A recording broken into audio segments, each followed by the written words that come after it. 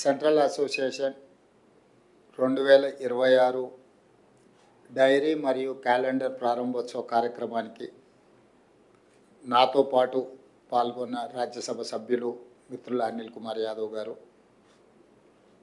రామగుండం శాసనసభ్యులు రాజ్ ఠాకూర్ గారు, అసోసియేషన్ అధ్యక్షులు ఏలూరు శ్రీనివాస్ గారు, ప్రధాన కార్యదర్శి శ్యామ్ గారు, గెజిటెడ్ అధికారులందరికీ, అదేవిధంగా తెలంగాణ రాష్ట్రంలో ఉన్న రెగ్యులర్ ఉద్యోగులు, అవుట్సోర్సింగ్ కాంట్రాక్టు ఉద్యోగులు, వివిధ కార్పొరేషన్లలోని ఉద్యోగులందరికీ కూడా నూతన సంవత్సరము సంక్రాంతి శుభాకాంక్షలు తెలియజేస్తాం.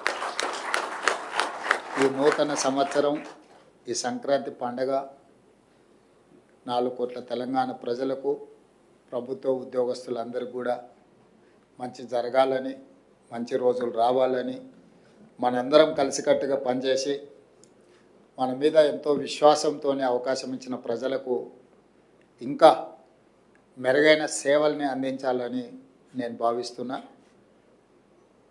ఈరోజు 2-3 అంశాలను మాత్రమే నేను ప్రస్తావించదలుచుకున్నా.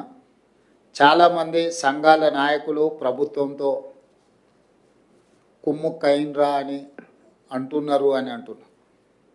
మనమందరం ఒక కుటుంబం. కుటుంబంలో కుమ్ముక్కులు ఏముంటాయి? మేము ఏం హామీలు ఇచ్చినా, ఏం పథకాలు తీసుకొచ్చినా, ప్రజలకి ఏ మేలు జరగాలన్నా, ఏ మేలు చెయ్యాలన్నా నిర్ణయాలు మేము చేస్తే అమలు చేసేది మీరు. మీరు వేరు, మేము వేరు కాదు. మనందరం కలిస్తేనే తెలంగాణ ప్రభుత్వం. కాబట్టి సరిపోనోళ్ళు, కుటుంబ సభ్యులందరూ ఉమ్మడి కుటుంబంలో కలిసి ఉంటే అసూయ పడేవాళ్ళు, కడుపులో విషం ఉండేవాళ్ళు, వాళ్ళ కళ్ళల్లో ఒక రకమైన ద్వేషాన్ని నింపుకొని మన వైపు చూసేవాళ్ళు ఎప్పుడూ ఉంటారు. దేవతలు యాగాలు చేసినప్పుడు శుక్రాచార్యుడు రాక్షసులకు కులగురు, మారీచుడు లాంటి రాక్షసులు దేవతలు చేసే యజ్ఞాలను ఎప్పుడు భగ్నం చేయడానికి ప్రయత్నం చేస్తూనే ఉంటారు. అట్లనే ఈరోజు కూడా ఒక శుక్రాచార్యుడు ఫామ్ హౌస్లో ఉండి మారీచుడు ఇలాంటి రాక్షసులు అసెంబ్లీకి వచ్చి దేవతలు చేసే యాగాలను, యజ్ఞాలను భగ్నం చేయడానికి ప్రయత్నం చేస్తూనే ఉంటారు. అది పురాణాల నుంచి ఈరోజు ప్రజాస్వామ్యం వరకు మనం కళ్ళతో చూస్తున్నాం. కాబట్టి అలాంటి వాళ్ళ గురించి మనము వాళ్ళ మాటలు, వాళ్ళ చేతల్ని మనం అర్థం చేసుకొని సమయస్ఫూర్తితోని ముందుకు వెళ్ళాలని నా సూచన కుటుంబ సభ్యులుగా. అదేవిధంగా సమస్యలు పేరుకపోయినాయి. తెలంగాణ రాష్ట్రం వస్తే మన సమస్యలకు శాశ్వత పరిష్కారం దొరుకుతుందని అనుకున్నాం. కానీ ఆ సమస్యలు మరింతగా పేరుకుపోయి జటిలంగా మారింది. 58 సంవత్సరాల నుంచి 61 సంవత్సరాలకు ఉద్యోగ రిటైర్మెంట్ వయసును పెంచడం వల్ల ఆ 61 సంవత్సరాలు మనం అధికారంలోకి వచ్చిన తర్వాత రిటైర్మెంట్ ఉద్యోగస్తుల ఎక్కువగా పెరిగిపోయింది. రిటైర్మెంట్ బెనిఫిట్స్ గత ప్రభుత్వం చెల్లించకుండా 11,000 పైగా కోట్ల రూపాయల భారాన్ని మా మీద ఇచ్చిపోయారు. అదేవిధంగా కాంట్రాక్టర్లకు చెల్లించాల్సిన బిల్లులు, ప్రభుత్వానికి సరఫరాలు చేసిన వాళ్ళ బిల్లులు దాదాపుగా 42,000 కోట్ల రూపాయలు బకాయిలు పెట్టారు. ఇవే కాకుండా సింగరేణి సంస్థ దగ్గర బొగ్గు కొని, విద్యుత్ శాఖ దగ్గర రైతులకు ఉచితంగా విద్యుత్తు సరఫరా చేసి, ఇట్లా ప్రభుత్వంలోనే ఉండే కార్పొరేషన్లకు కూడా వేలాది కోట్ల రూపాయలు, దాదాపుగా 1,11,000 కోట్ల రూపాయలు బకాయిలు బ్యాంకు లోన్లు కాకుండా, బ్యాంకులలో తాత్కాలికంగా, దీర్ఘకాలికంగా తెచ్చిన అప్పులు 7 లక్షల కోట్ల పైగా పెట్టి 1,11,000 కోట్ల రూపాయలు చేబదులు, సర్దుబాటు అంటాం కదా, అంటే విద్యుత్ శాఖ కావచ్చు, సింగరేణి లాంటి సంస్థలు కావచ్చు, ప్రభుత్వ ఉద్యోగస్తుల రిటైర్మెంట్ బెనిఫిట్స్ కావచ్చు, లేకపోతే పెన్షన్ బెనిఫిట్స్ కావచ్చు, ఇట్లా రకరకాలవి అప్పటికప్పుడు చెల్లించాల్సినవి కూడా 1,11,000 కోట్ల రూపాయలను ఆ ప్రభుత్వం భారంగా మాకు ఇచ్చిపోయింది. అందుకే నేను శాసనసభలో వైట్ పేపర్ ప్రవేశపెట్టి గత ప్రభుత్వం నుంచి అధికారంతో పాటు మాకు బదిలీ అయిన అప్పులను తప్పులను పారదర్శకంగా చట్టసభలో చర్చకు పెట్టిన ఆ రోజు స్పష్టంగా ప్రభుత్వం ఎఫ్ఆర్బిఎం పరిధిలో కానీ లేకపోతే కార్పొరేషన్ల పరిధిలో కానీ లేకపోతే ప్రభుత్వానికి పనిచేసిన చెల్లించాల్సిన బకాయిలు కానీ అదేవిధంగా ప్రభుత్వ ఉద్యోగస్తులకు చెల్లించాల్సిన రిటైర్మెంట్ బెనిఫిట్స్ కానీ వీటన్నిటిని లెక్కలు కట్టి స్పష్టంగా 8,11,000 కోట్ల రూపాయల అప్పుల భారాన్ని మా మీద మోపినరు. ఇక్కడి నుంచి మా ప్రయాణం మొదలవుతుంది. ప్రభుత్వ ఉద్యోగస్తుల యొక్క జీతభత్యాలు, పెన్షన్స్, అదేవిధంగా గత ప్రభుత్వం చేసిన అప్పులకు అసలు మిత్తి చెల్లింపులు, అదేవిధంగా గతంలో కొనసాగుతున్న సంక్షేమ పథకాలు, కొత్తగా మేము ప్రవేశపెట్టిన సంక్షేమ పథకాలు, వీటన్నిటిని కూడా లెక్కలేస్తే ప్రతి నెల 30,000 కోట్ల రూపాయల అవసరము మనకు తేలింది. రాష్ట్ర ప్రభుత్వానికి వస్తున్న ఆదాయం 18,000 నుంచి 18,500 కోట్ల రూపాయలు. కొన్ని పథకాలను పక్కన పెట్టిన 22,500 కోట్ల రూపాయలు నువ్వు తల తాకట్టు పెట్టైనా ప్రతి నెల మన ఖర్చులు ఉన్నాయి.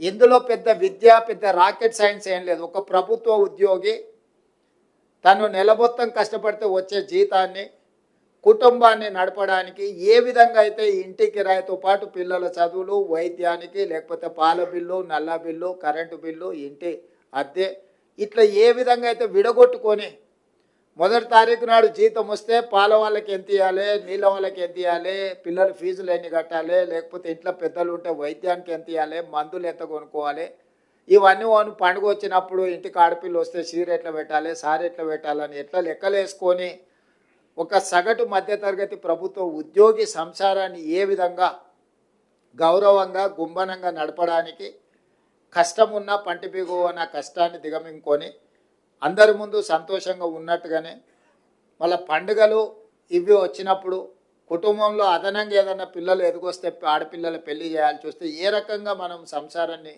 ముందుకు తీసుకెళ్తామో ఈరోజు మేము కూడా ఎన్నో గత ప్రభుత్వం నుంచి వారసత్వంగా వచ్చిన అప్పులను తప్పులను కప్పిపుచ్చుకుంటూ ప్రతిసారి మేము దివాలా తీసినామని చెప్పుకుంటూ వెళ్తే ఇంకా నమ్మేవాడు కూడా నమ్మని పరిస్థితి వస్తుందని చెప్పి ఒక రకంగా కూడా తీసుకొని ముందుకు వెళ్తున్నాం. ఈ 2 సంవత్సరాలు మీకు కొంత ఇబ్బంది అయినా, గతంలో రావాల్సిన బకాయిలు రాకపోయినా అవి డిఏ రూపంలో కావచ్చు, రిటైర్మెంట్ బెనిఫిట్స్ కావచ్చు, లేకపోతే మీరు దాచిపెట్టుకున్న మీ జీతంలో మీరు కటింగ్స్ ద్వారా దాచిపెట్టుకునే కూడా మీరు అడిగితే సమయానికి రాకపోవడం, ఎన్నో సమస్యలు. కొంతమంది రిటైర్మెంట్ ఉద్యోగస్తులకు ఆరోగ్య సమస్యలు వచ్చి వైద్యం చేయించుకుందాం అనుకున్నా కూడా సరైన సమయంలో రాని పరిస్థితుల్లో 2 సంవత్సరాలు ఈ ప్రభుత్వంలో ఉండే సమస్యల్ని మన అందరం కూడా కలిసికట్టుగా ఎదుర్కొని ఈరోజు ఈ ప్రభుత్వాన్ని నడిపించడం ద్వారా సమాజంలో తెలంగాణ ప్రభుత్వానికి గౌరవం నిలబడ్డది. దానికి ప్రధానమైన కారణం ప్రభుత్వ ఉద్యోగస్తులే. మేమందరం కలిస్తే ఎంతమంది? 119 మంది ఎమ్మెల్యేలు, 17 మంది ఎంపీలు, 40 మంది ఎమ్మెల్సీలు. ఇంతే కదా మేము అందరం కలిసి ఉద్యోగస్తులము. ఎంత అయినరు? 200 కూడా కాలే. కానీ రాష్ట్రాన్ని నడిపేది 10.5 లక్షల మంది ప్రభుత్వ ఉద్యోగస్తులు. మేము 200 మంది లోపలనే ఉండే మేమే ఈ ప్రభుత్వాన్ని నడపలేము. ఈ ప్రభుత్వం సాధించిన విజయాలకు మేము 200 మందే అని ఎవరైనా అనుకుంటే అది వాళ్ళ భ్రమనే. అది నిజం కాదు, అర్ధసత్యం మాత్రమే. మేము ఇక్కడ కూర్చొని నిర్ణయాలు చేయొచ్చు. ఒక రకంగా చెప్పాలంటే 15 మంది మంత్రులే మారిండ్రు. మిగతా శాసనసభ్యులు అవతలలో యువతలలో, మిగతా ఎమ్మెల్సీలు అవతలలో యువతలలో, మిగతా ఎంపీలు అవతలలో యువతలలో వాళ్ళే ఉన్నారు. మారిందల్లా ముఖ్యమంత్రి 15 మంది మంత్రులు తప్ప మిగతా వాళ్ళందరూ దాదాపుగా అటుగనో ఇటుగనో 200లలో 100 మంది పాతోలే కొనసాగుతున్నారు. మమ్మల్ని వదిలేస్తే 10 లక్షలు గతంలో ఉన్న ప్రభుత్వ ఉద్యోగస్తులు మీరే.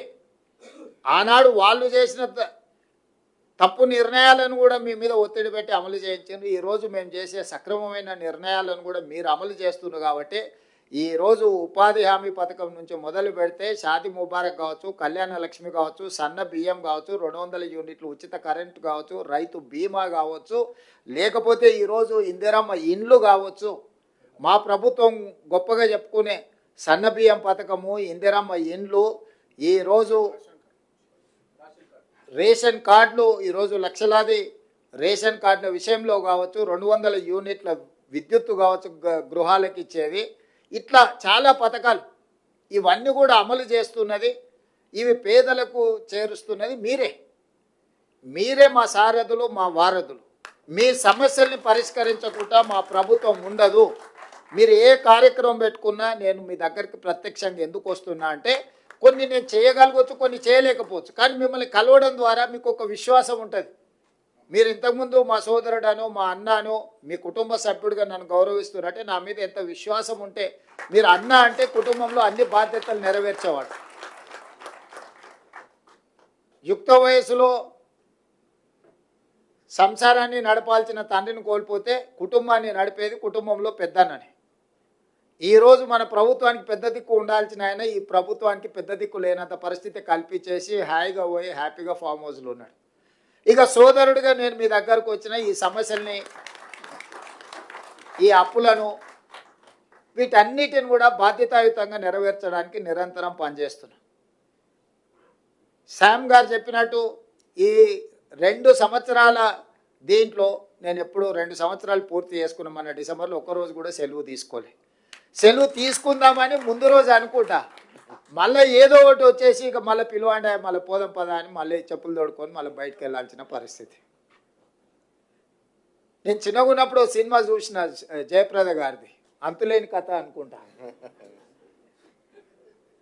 ఆవిడ పెళ్లి చేసుకుందాం అనుకుంటుంది, లోపల చెల్లెలు పెళ్లి వస్తుంది, కుటుంబ సభ్యులు, తల్లి ఆరోగ్యం, ఇట్లా జీవితకాలం ఆవిడ కష్టపడుకుంటూనే పోతుంటుంది. చివరికి కూడా తన జీవితంలో తన ఆనందం ఏం లేకుండా మళ్ళీ కుటుంబం కోసమే మళ్ళీ బయలుదేరుతుంది. అట్లనే ఈరోజు ముఖ్యమంత్రి పదవి వస్తే చాలా సంతోషంగా ఉండొచ్చామని కాకముందు అనుకున్నా. ఇప్పుడు ఇంకా బాధ్యత పెరిగింది, నాకు బరువు పెరిగింది.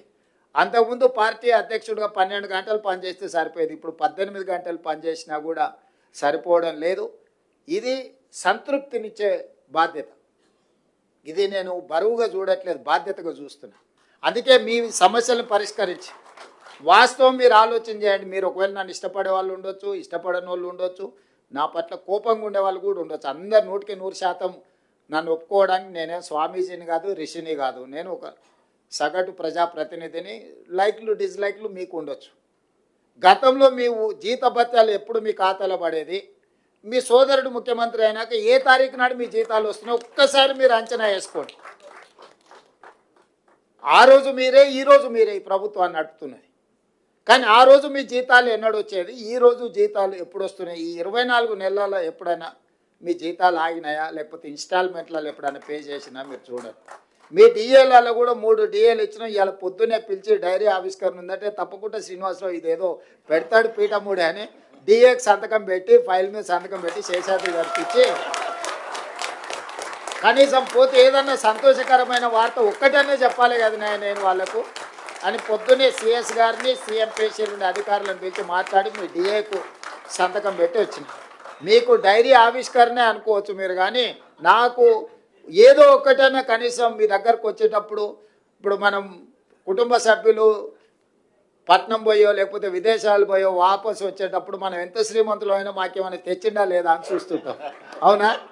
మీరు కూడా ఎప్పుడైనా క్యాంపు పని మీద పోతే మీ పిల్లలు ఇంట్లో ఉంటే, మీ పిల్లలు చిన్నోళ్ళు ఉన్నా లేకపోతే మీ మనవరాళ్ళు చిన్నోళ్ళు ఉంటే వాళ్ళకి ఏమైనా ఉండని, మీరు చివరికి చాక్లెట్ అన్నది తెచ్చిండ్రా లేదా అని వాళ్ళు చూస్తారు, అవునా?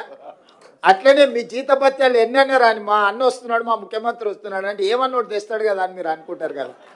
అందుకే మీ డిఏకి ఇప్పుడే సంతకం పెట్టి ఇక్కడికి వచ్చిన, మీ ఆరోగ్య భద్రతకు సంబంధించి కూడా పూర్తి స్థాయిలో చర్చ చేస్తున్నాం. మీ ప్రమాద బీమా ప్రతి ప్రభుత్వ ఉద్యోగికి 1,02,00,000 రూపాయలు, అంటే దాదాపు 1 కోటి రూపాయలు మీకు ప్రమాద బీమా కవర్ చేయడానికి ఈరోజు ఆల్రెడీ సింగరేణి ఏ కార్మికుడికి అనుకోని ప్రమాదం జరగొద్దనేదే నా ఆకాంక్ష.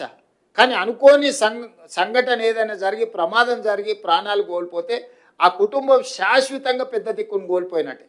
అందుకే సింగరేణిలో 1 కోటి రూపాయలు, ఎవరు చనిపోయినా 1 కోటి రూపాయలు ఇచ్చే స్కీమ్ తీసుకొచ్చిన. ఈరోజు ప్రభుత్వానికి పనిచేసే ప్రతి ఉద్యోగికి 1 కోటి రూపాయలు ప్రమాద బీమా వచ్చే విధంగా మా ఆర్థిక మంత్రి గారు చెప్పిన, తొందరలోనే అధికారికంగా మీకు ఆ వార్త కూడా నేను అందించడం జరుగుద్ది.